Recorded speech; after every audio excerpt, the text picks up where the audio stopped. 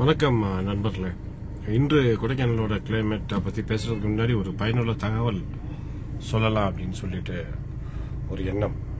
இப்போ இந்த மழை காலங்கள், பனி காலங்களில் இந்த வண்டியோட இந்த கிளாஸ் ஆகப்பட்டது, ஃப்ரண்ட் விண்ட்ஷீல்டு, இந்த கிளாஸ் வந்து ஃபுல்லாக வந்து கண்ணாடியை ஏற்றின பின்னாடி முழுக்க முழுக்க ஒரு நம்மளோட சுவாச காற்று எல்லாம் சேர்ந்து ஒரு வெப்ப சூழ்நிலை வண்டிக்குள்ளே உருவாகும்.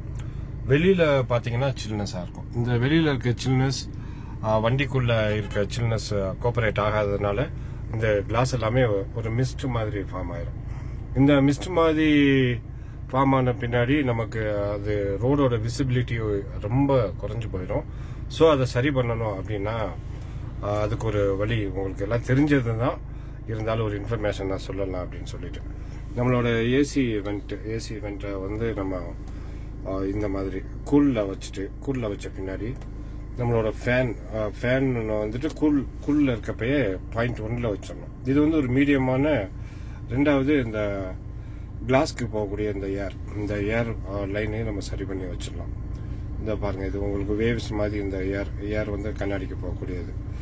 இது வந்து முழுக்க வைக்கணும்னா அந்த கீழையும் முழுக்க வைக்கிறதுக்கு இருக்கு, காலுக்கும் கிளாஸுக்கும் சொல்லிட்டு தனியாக வச்சுக்கலாம். இதில் நீங்கள் வச்சுட்டு 0.1 ஒரு மினிமம் மைஸா வச்சிட்டீங்கன்னா இப்போ பாருங்க, முன்னாடி இருந்த கிளாரிட்டியோட இப்போ பெஸ்டா இருக்கு இல்லையா?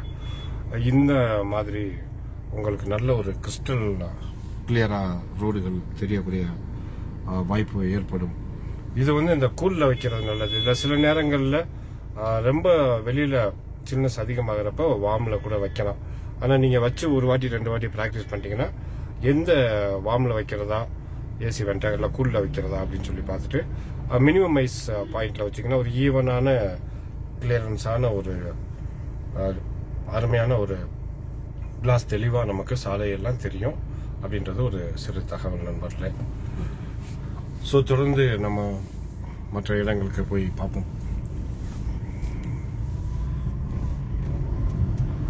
இன்று கிளைமேட்டை பொறுத்தோம்னா 2 நாள், 3வது நாள், 4வது நாள் அப்படின்னு சொல்லிட்டு இந்த மிஸ்ட் ஃபார்ம் ஆன சூழ்நிலை இருந்துகிட்டே தான் இருக்கு.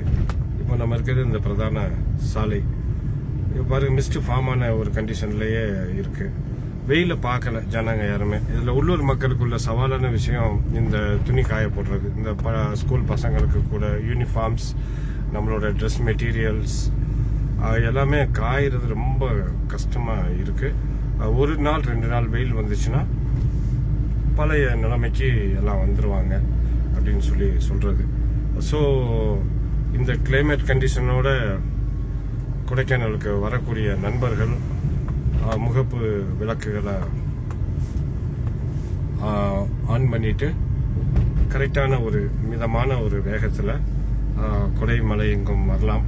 திடீர்னு சாரல் மழை இருக்கும், திடீர்னு தூறல் இருக்கும். அந்த கண்டிஷன் தான் தொடர்ந்து நிலவிட்டு இருக்கு நம்ம கொடை மலையை பொறுத்தளவுக்கு. அநேகமாக ஓரிரு தினங்கள்ல இதோட நிலை மாறலாம். ஏன்னா நிறைய பேர் இந்த ஹாஃப்-இயர்லி எக்ஸாம் ஹாலிடேஸ்ல கொடைக்கானலுக்கு வர்றதை விரும்புறாங்க.